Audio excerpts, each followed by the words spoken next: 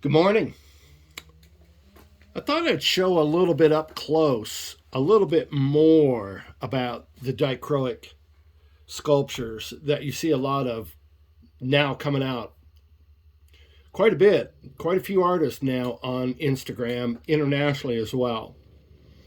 Um, from Japan, Yuri in Canada, and some of the people out there are really making some pretty strong statements. But I'd like to educate, open the eyes to the people who are bystanders who showed a lot of interest in our kits, by the way, because I'm going to approach this in an emotional and yet pragmatic way.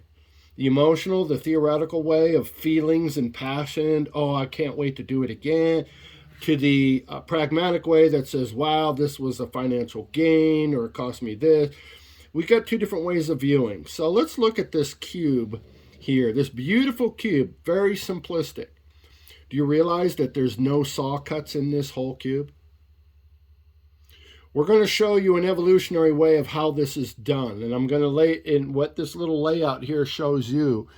You're going to be able to see and add that up in your mind to somewhat feel the enormity of this. This is a 2-inch by 2-inch by 1 3/4 inch cube. We're not boasting artistic value. I am boasting mechanical aptitudes. I don't care about starting out with artistic. It's a grade A, B, C, D. It doesn't much matter. We teach mechanics. How you view it at the end is how you view it, your perception. But it is very important to me to articulate, to bring across to the viewer that this is about mechanical workmanship. If you do it a particular way, if you practice like this, if you cook like that, if your gymnastics start out with breathing and stretching, then your results will be better. Your odds will parlay in your favor. So in this 2-inch, pretty much 2-inch cube, you'd be shocked in how much of it is actually dichroic glass and the rest is glass.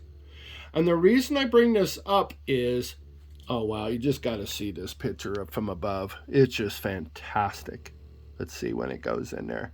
So while I'm talking, maybe it'll go into this mode. The thing that I want to approach it about it is that a lot of people would think that it takes a lot of dichroic to make such a sculpture. Well, we've got it laid out in the kit to where actually you're going to get to make two of them much like this. Same color code, the whole thing. And in this larger piece, you got 10 pieces of dichroic glass. I could even tell you the size. So here we go. These little guys get sandwiched in between these so that it appears glass, dichro, glass, dichro, glass, dichro, glass. That right there is exactly what you see here. And with that, you could see the raw glass right here versus one that I glued together and put a polish on it. Or not a polish, but we ground it in where we ground off these rough edges. Now, what I would like to bring attention to in these guys is quarter plate glass, quarter inch, quarter plate, doesn't matter what substrate you're using. It doesn't often break in a perpendicular 90 degree like a coin edge. And sometimes they run off at some pretty wicked angles. I advise you to hit these lightly with your lap wheel and hit the edge so that you take off those devil points, those raggedy fingernail-esque things that can snag you. But more importantly, if you don't, often your sculpture will start taking a really directional, off-centered, like it should be here, view because you're seeing the glass sticking out. That might sound kind of complicated, but it'll be absolutely identified in the step-by-step process in the lesson plan. We won't have this rough video that we're working on right here to try to portray the thought. It will be exact. From here, glued up, I took and I ground it off only up to a certain state of 325. So it's nice and smooth, and this is glued together, so it's nice solid. Well, with these smaller little pieces that I tell you that are in this little brick right here, we have this times 2. This one here on the right is one that's been polished up. Look at the gleam and the glimmer in that. That's just gone from this raw, identical color combinations, as you can tell. Look how vibrant and pretty that becomes just by taking this and putting a polish on it. Quite fascinating. So if I lay my polished one on the right and my raw one on the left, in the middle, dichro, clear, and dichro. Once we put that together and do this, how amazing is that? Once you see no cuts, no saw cuts, we just put this together in components, and then you encase it. Encasing means you put clear around it so that none of the dichro, as in here, reaches the edge unless it's encased. Once you encase, you add that dimensionality. In fact, just with this clear glass, it's amazing the difference. Before, after. Kind of hard to tell in a camera that's not quite as 3D gifted as us humans are. But if you envision encasing your piece, then the pieces at that crisp edge are inside, and there's the magic, where everything is clearly defined. Square edges that are so accurate, it's mind-boggling. Pigeonholing you into a corner of just frightful exuberance. My adjectives of just the accuracy is so overwhelming. There's no other craft skill set I've ever been involved in that has an outcome that you could actually measure by the thousandths. That is just mind-boggling for me. I've done many stained glass pieces, fused glass pieces, other forms of art, but nothing just provides these type of angles and whatnot. And it feels like perfection. When you hold it, you're almost careful because you feel like perfection is right here, not a raw stick. I know that's kind of a crazy thing to conceive, but when you see this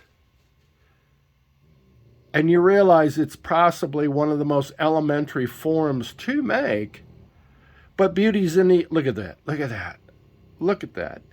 But beauty is, as they say, in the eye of the beholder. Well, for those who love accurate simplicity, then this is the beauty in your eye. For others that need much more complexity, well, to each their own. But let's remind ourselves that there's beautiful things in simplicity, and we don't want to forget them by overrunning ourselves with anxiety of having to build on our first project the most complex thing to get us our gratification. Chances are you're going to suffer from frustration if that's your mentality. Start out simple, mechanically wise, learning as you go, learning your color patterns because it means a lot. If you're not keeping track of your colors that you're using, dichro up or dichro down, you're going to be surprised at how much of a difference it can make. But in our lessonry, you're going to see how and why. So we will be getting involved in little attributes that are seldom spoken of, let alone, as many have found out, there's virtually little news or groups or websites to really hone a person in on the skill sets and the etiquette of the glass and whatnot to actually even get into this. We hope we're the first, and we definitely will be the most thorough. Accuracy is important to me, and I advocate that to others. And what do we do to get ourselves there? What's the proper way of what's the proper cutters you're going to need on hand, and all these little attributes. We will be summing these up in a textual form, text for the academia, for the pragmatic, where they can reference per page, and then for the video support of people who are the theoretical imaginative people who could actually see even other attributes working at the same time. So when you look at a sculptured piece now, keep in mind a great deal of that is glass, and the value of now these pieces reflecting within brings out this huge pulsating magnification of just the wonderment of all this stuff swirling. To think that not all of it is dichro. A whole lot of this experience is just reflections. Isn't that amazing? The beauty of simplicity. I love it. Hey, thanks a lot for watching.